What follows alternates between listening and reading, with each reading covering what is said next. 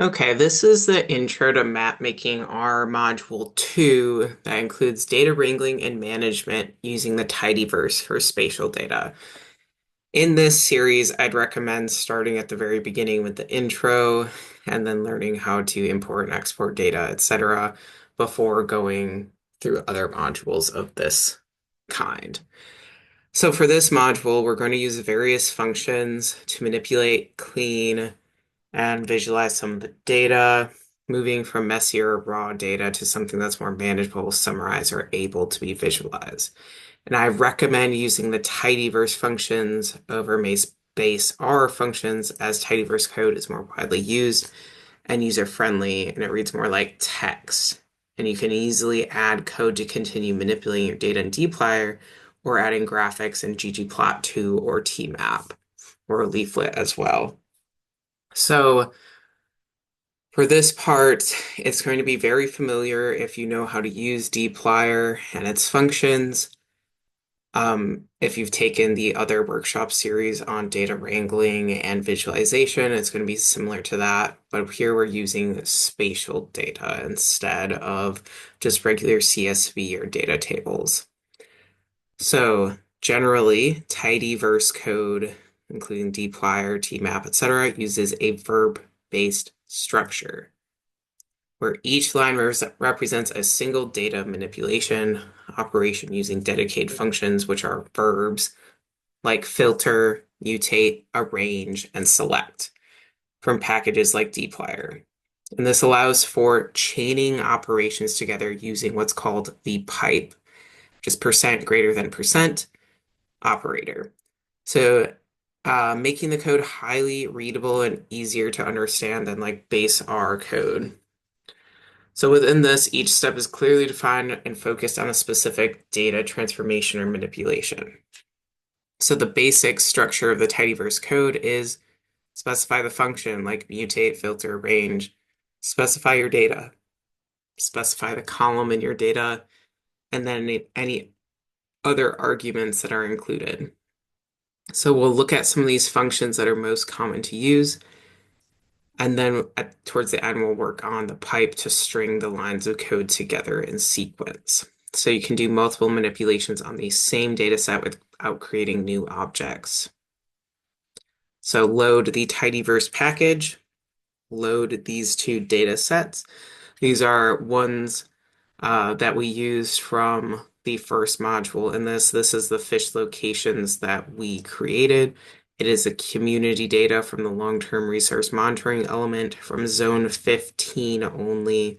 That was a CSV we converted to a point shape file. So read those data in. And this is just the states and territories of the United States. That was already a shapefile we had worked with in the last module, or the first module of this series. So we're going to use SP dplyr, or spatial dplyr here. This used to be an individual package, was called SP dplyr, but now the dplyr package itself has the ability to work with spatial data, which is awesome. dplyr is the most commonly used tidyverse package for managing and initially summarizing your data. We're going to discuss some of the functions that are very commonly used to wrangle your data sets. So for more information or details on these functions, as well as others that we're not touching base on today, check out the dplyr webpage here. So we can just use this dplyr package for any spatial data manipulations, same as for regular CSV data frames as well. So our commonly used functions in dplyr that we're going to go over are distinct, which selects the first occurrence of your data in a row, select, which selects columns of data, filter, filter specific rows, arrange, sorts your data, mutate, adds new data manipulations and keeps old data, which is the opposite of transmute, which adds new data manipulations but removes old data. Group by groups your data by some sort of factor category, and then summarize does summary functions, so you can like group by species, summarize total length, things like that. We're going to go through each function and using the pipe as well to string some of these together. So distinct allows you to keep only rows with a unique combination of data that you specify. For example, if you have multiple rows with the same fish ID and only want to keep one row from each fish ID to determine your sample size of unique fish, you could use distinct. For here, we're going to use the states dataset. And if we look at the states dataset, we have a bunch of different categories. This glimpse function allows us to look at our data set here. We have 56 rows, 18 columns. Maybe we only want to look at these divisions individually. So let's do distinct to get at these divisions because we see they are repeated. 9, 7, 8, 8, etc. So we can say distinct. Our data set is the states data set. We want to run distinct on division, but we also want to keep all the other data associated with it. So we need to say dot keep underscore all equals true to keep all our data. So take a moment. There we go. We now have 10 rows of data. We have 10 unique divisions, 0 through 9 here. And we have all of our other sets of columns here. What distinct does is it selects the first row of occurrence of that, whatever we said it needs to be distinct by, which was division. So this was the first occurrence of 9, the first occurrence of 7, the first occurrence of 8, etc. If we do not have this dot keep here, what it's going to do is just give us the distinct divisions. It will not keep any of the other data, which is fine if you need this and not the other data as well. But sometimes we need the other data, so just this dot keep all equals true will do that. You can also do distinct on the whole data frame. So you don't have to select a specific column per se. This will remove any duplicate rows you might have if your data were somehow duplicated or you just aren't sure. It's going to basically say, we run this, these are all the unique row combinations. In here, we still have 56 rows because they were all unique. They are all each different state or territory. But if for some reason they were multiple, that is, or repeated, they would now be distinct here. You can also add multiple columns to be distinct by, so it would be like division, region, and you just list them. GOID. Oh, forgot that comma there. You just list them in sequence and do multiple columns here. We have 56 rows again because GOID is unique to each state.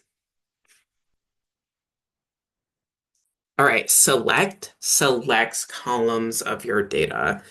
Let's say we don't want all of the data within the states.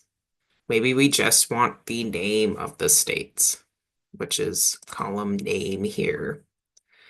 So sometimes we have issues with the select function or other functions pulling from different packages. Basically, what R does is it takes the function that was the name of the function that was in the most recently attached package. So whatever you did the last library on. And a lot of different packages have the same function name like select.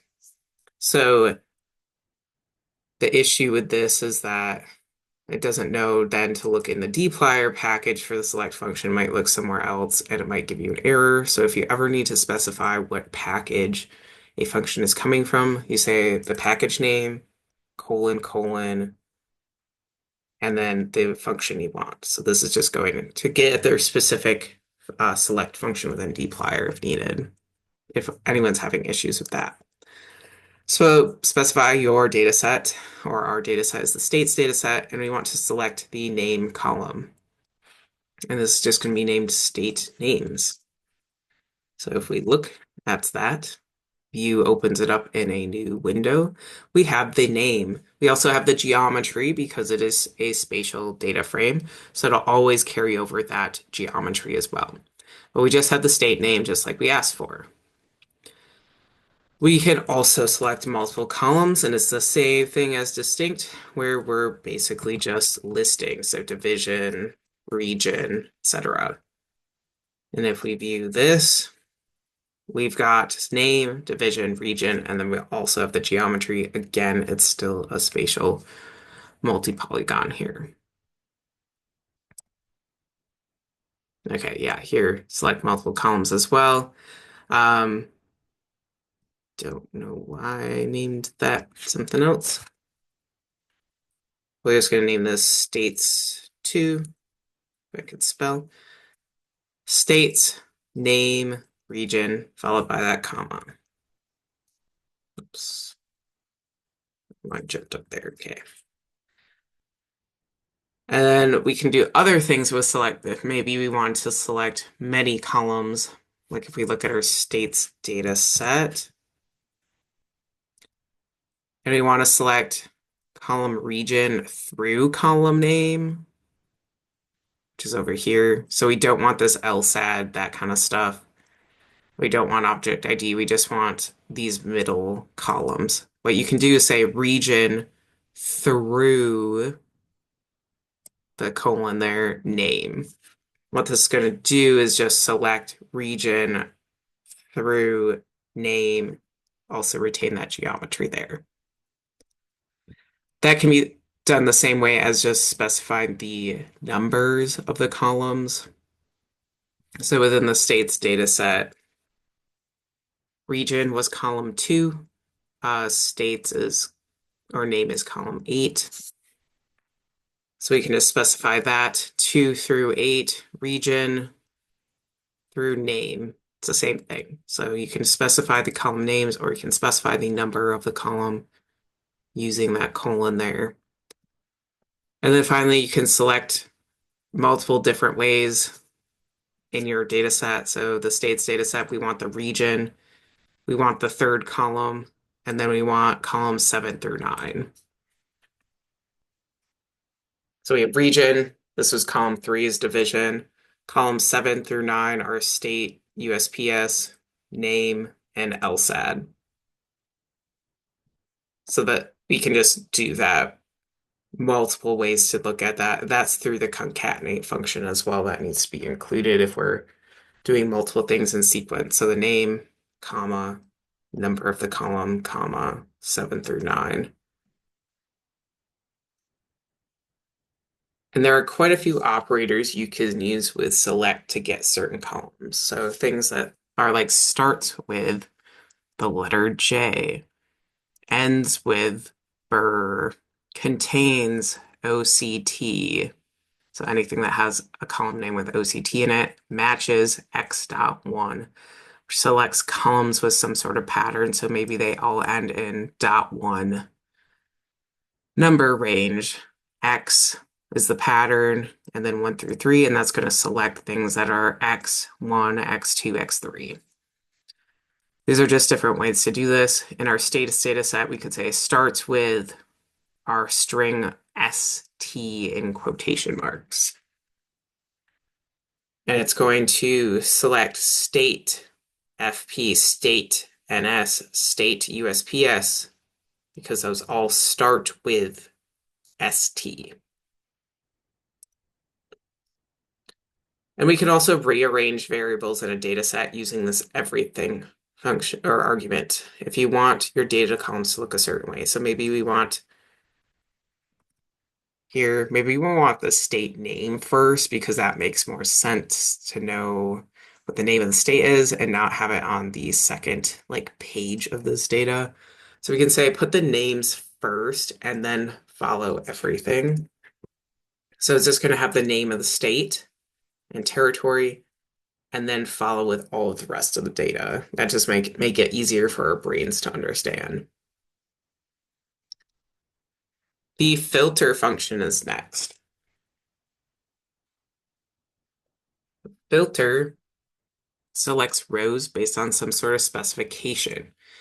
So you can filter based on values, some sort of factor like species, volume, size, date, etc. So for example, here we're going to filter by single columns, and this is by some sort of value. So maybe we're taking our fish data set. We look here, we've got pool, stratum, dates, periods, our zones, Secchi depth, temperature, depth, conductivity, species, length of each fish, weight of each fish, etc. Let's say maybe we want to only look at large fish. So we could say specify our data set is our fish locations. Got the filter function, our data set. Then we're saying we just want large fish, so we want fish over 500 millimeters in length. So we say length, because that's the column name length here, over 500. We're saving that as object large. So if we look at large, we have 241 individuals within this data set, which is down from about 4,800 that were originally in the data set. So we have our large individuals now. And maybe we want to specify by a factor instead of a numeric value. Maybe we just want catfish in here. So we specify the filter function, specify our data set, and then we say, all right, the species column in this data set, we want it to be catfish only. You must put 2 equal signs there for it to be selecting a specific factor. Channel catfish here is CNCF, and this must be in quotation marks for factors or categories. So if we look at our catfish, we have 1,184 catfish in this data set. Species, all channel catfish right now. If you do not have a double equal sign, it'll give you an error. Error, we detected a name input. This usually means that you used 1 equal sign instead of 2 equal signs. Did you mean species equals channel catfish? This is one of the most helpful errors ever, unlike a lot of them in R. Just make sure to put that double equal sign there, or you will get the warning, and it will actually be a helpful warning, though. So it'll be easy to figure out. So that's 2 ways to use filter: by a variable, numeric variable, and by a categorical variable.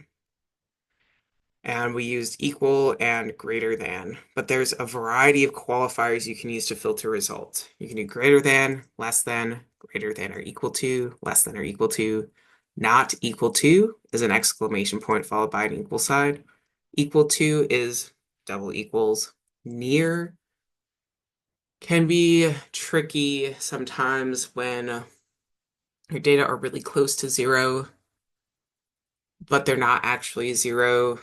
R can say that they are 0 even though they aren't in like the output. So if you're having issues with that, or issues with like anything like near 1 or anything like that with decimal places, near can be really helpful to be like near 0 instead of actually equal to 0. Between is between like length 200 and 500 or something. Exclamation point is .na, removes any values that are missing or NAs. And then if you want to filter for multiple results, you can use these following Boolean operators. We want Y and not X. We want X and Y. We want X or Y. Or we want things including C, X, Y, Z, etc. So we're going to look at a few of these. I find filter to be one of the most important functions and one I use all the time for these different operators. And they're very helpful.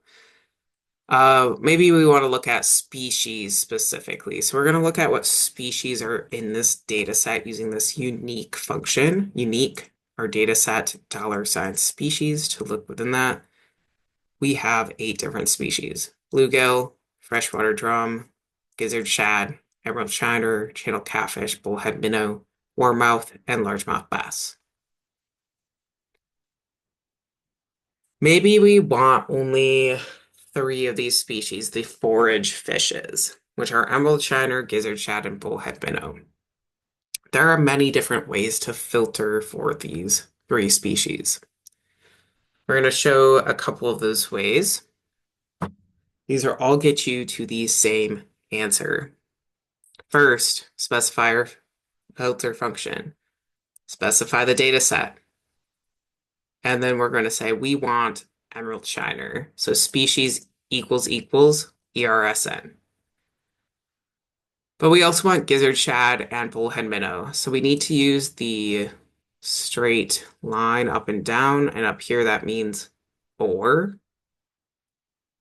We want species to be gizzard shad, or we want species to be bullhead minnow. Do not use an ampersand or the and sign here.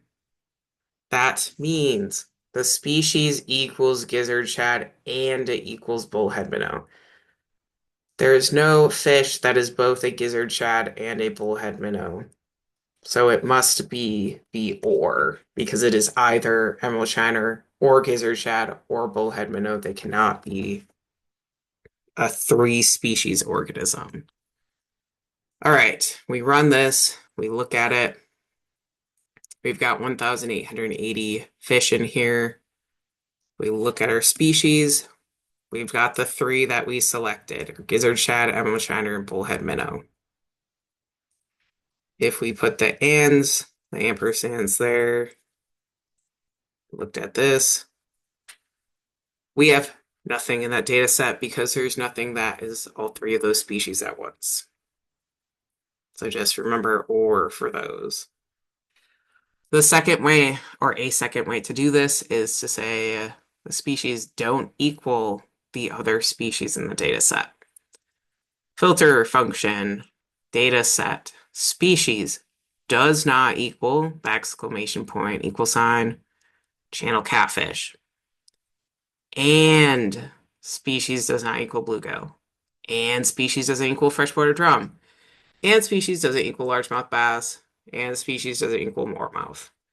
Notice then it is not including a species. It is the ands between them.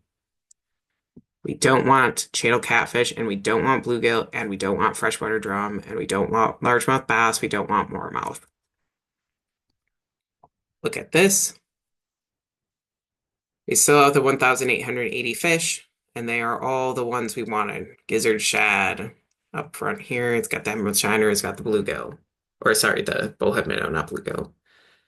These are the ones we did not specify, so it includes the ones that we do want there. So that's the second way to do it. This is the way I recommend to do it. It's the shortest code, less confusing with the ors and the ands. Specify our filter function for data set. We say species, including, which is %, concatenate for these in this parentheses here, emerald shiner, comma, gizzard shad, comma, bullhead minnow. This is the easiest way to do this. We will get the same thing. Limps, 1,100 or 1,880 fish are three species that we had included. Then finally, the other way, or another way, is filter function, data set, does not include exclamation points before the column name, does not, is not species, including all of the species we do not want. Don't want these five. 1,880 fish are three forage fish. All four of these data sets are now the same thing, four different ways to get to that. This is my favorite way to do this. It's easier, it's simple, it's cleaner. If you have fewer fish you are removing or fewer categories you're removing, you can do this quite easily. But we were selecting only 3 and removing 5, so it's easier to do this one. So we can see that all 4 of these objects we just made are the same. They only contain emerald shiner, gizzard shad, and bullhead minnows. Cool. So All the filtering we've done so far is based on one column, things like length and species. But what if we want to filter based on more columns? Let's say we want large catfish. Specify the filter function, specify our data set. This is a way to just force length to be numeric variable if it's not already. We want catfish greater than 500 millimeters. So we have length is greater than 500 millimeters and, not or, and species equals channel catfish. So they need to have a greater than 500 millimeter length and be channel catfish. We look at that, there's 211 channel catfish that are greater than 500 millimeters in this data set.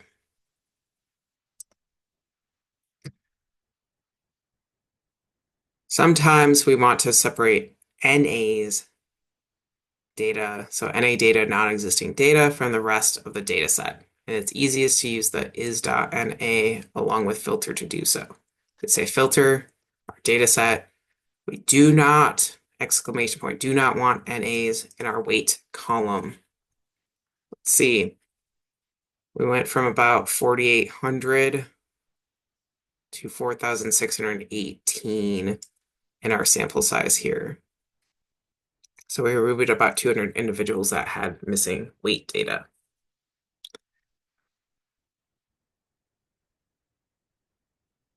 And then here's an example of using the between function to keep all records between two values or exclude records between two values. Note that between functions uses greater than or equal or less than or equal to for the bounds. So it's going to include these bounds, 400 and 600, for example. So between here, filter, data set, between, we want the length column and we want that to be between 400 and 600, between and including 400 and 600. If we want it to be not between, like a slot, filter function, data set, exclamation point in front of between, not between, lengths 400 and 600. That's just the easiest way to do that when we're looking at slots or betweeners. And then finally, we're going to look at some filter combinations. And there are a few nuances with using filter when switching between and, or, including, and other Boolean operators. Basically, it's order of operations and common sense govern the way this code should be written. So we'll see what we mean. Let's say we want to look at our forage fish from earlier. And we want them to be from the first two pools in this data set. The most upstream pools are pools 4 and 8. We have our data, we have our species column, but we also have this pool column. We have 4, and we want 8 out of there as well. The easiest way to do this would be species, including our 3 forage fish, and pool, including our 2 pools we wanted. That is the most straightforward way to do this. 2 includings here. We've got 621 fish from these 2 pools. Unique species, our 3 forage fish. Unique pools, 4 and 8. Exactly what we wanted. Could also do this using including and or for either species or pool here. Filter, data set, species including our 3 forage fish. And pool equals 4 or pool equals 8. Because again, if we put the and there, they would say pool 4 and pool 8, which there is not a pool that is both pool 4 and 8. Okay, the nuance here is that this must be in parentheses if we want to say we want pools 4 or pool 8 for these fish. So we're going to look at that.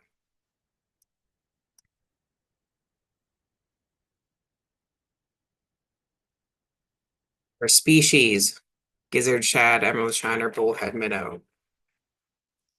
Our pools, 4 and 8, is the same exact thing as forage station here.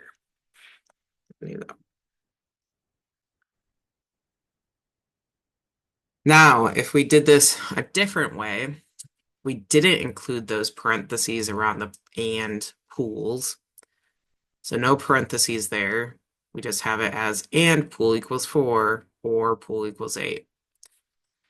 What we're going to get is our fish species includes gizzard shad, emerald shiner, bullhead minnow, our 3 we wanted, plus bluegill, freshwater drum, and channel catfish. And our pools equals 4 and 8, which is what we wanted. What happens here without these parentheses around the pools is it says our species must be these 3 and they must be in pool 4. So those two are together, species including and pool 4. And then it says or anything from pool 8. So our fish that include the 3 we didn't want in there are from pool 8 because it's just saying these two go together and then we want anything from pool 8.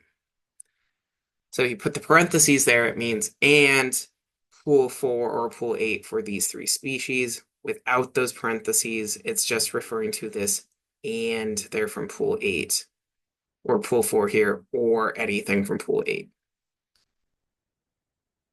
And then finally, without using the including here, filter, data set, make sure this is in parentheses, species equals emerald shiner, or species is gizzard shad, or species is bullhead minnow, parentheses around all of that, and then and pool equals 4, pool equals 8, around the parentheses around that as well. So that's 4 ways to get the same exact thing, or sorry, 3 ways to get at the same exact thing. This is not the same exact thing. The other 3 are. So just think about those nuances when you are writing out these combinations. Arranges your data or sorts it based on some sort of specification you want. A range defaults to sorting in ascending order, so smallest to largest, but you can specify descending order if you want. So let's say we want to ascend the fish lengths. So we have the smallest fish lengths. They start at 30 millimeters and they go up from there, 32, 33, 34, etc. Here we're going to do by descending weight. We're just going to wrap this so it knows it's a numeric because right now weight is a character and we want it to be numeric. Arrange data set descending DSC here as .numeric our weight value column. So if we look at weight, we now have the largest individual at the top here, 7,228 grams, 5,520. It decreases moving down that column. You can also arrange by multiple factors or variables, length, and species, for example. It's going to do arranging by species and alphanumerically. So all of these first ones are bullhead minnow, and they're all length 30. And then it's bluegill, that's a length 30, emerald shiner, 30, etc. You can also do that.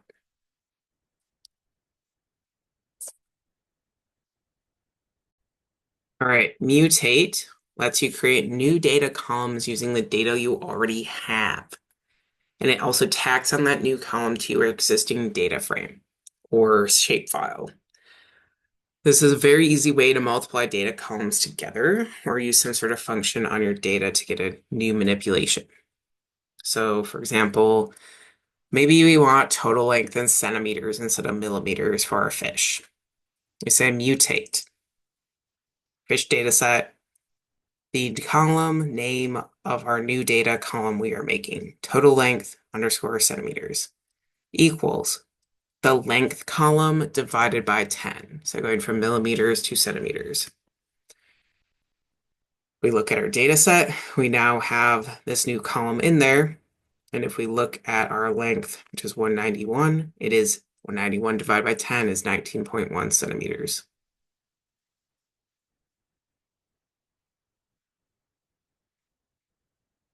You can also multiply multiple columns together or divide them or anything. So we're saying mutate our fish data set. New column PWR for power equals amps column times the volts column. And that's going to be our power data set, our data column, I mean. And we're going to just use here select fish, power used and power. Power used was already a column in here. They should be the same thing because this power is amps times volts. So we're just making sure it's checking or it's actually doing what it is. We're just checking it. This was a data column in here, so it's not something that was completely useful for us, except for demonstration purposes to show that, yeah, if you multiply two columns together, they're going to get exactly what you asked for. So our power variable is there now. And another example of mutate, maybe for some reason, we want to know the percent of the total catch by weight for each individual catfish. This is a little bit more complicated mutation, so that's why I have it in here.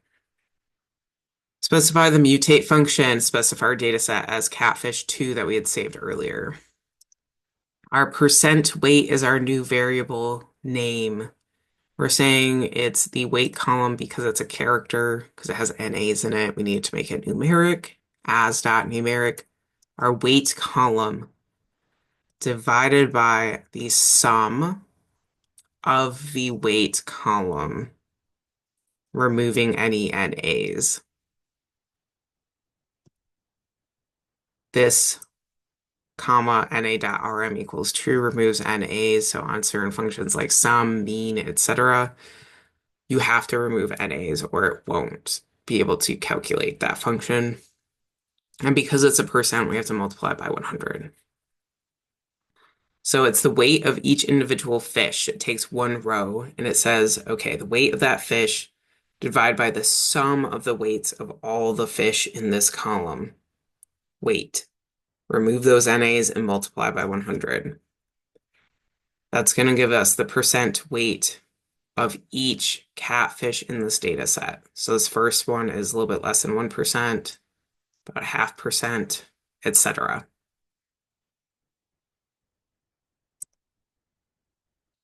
All right, and finally, we'll look at the pipe. Before we continue then learning the tidyverse functions like group by and summarize, we really need to know what the pipe is. And the pipe is symbolized by percent greater than percent. Essentially, if you use the pipe, you're able to manipulate the data in one way and then continue to manipulate the data as many times as you want by just continuing to use the pipe. All of these functions so far are saving over a data set or just running them individually, but we can pipe to do many things like filter, then select, then group by, then summarize. And you could have like 1,000 pipes in sequence if you wanted. Additionally, you can pipe directly into ggplot2 for graphing, even though it doesn't use the pipe itself. Leaflet, what we'll use for interactive maps, does use the pipe. So it'll come up again in the fourth interactive map module for this workshop series. So we're going to do an example of the pipe with group by and summarize here. Group by is really helpful with summarize. It allows you to group your data based on some sort of factor. Group by itself only groups your data. Doesn't do anything else. So it's not helpful unless you use it with summarize, use it with filter, use it with mutate. Group by and summarize is very powerful, very helpful. Here, we want to calculate the mean, min, and max length of each species in our data set. When we use the pipe, we don't have to specify the data name in each function. We can put the data name up front and we can say, all right, we're using the fish locations data set, pipe from that data set. And then we say group by the species column, pipe. Summarize, mean, a new column called mean total length.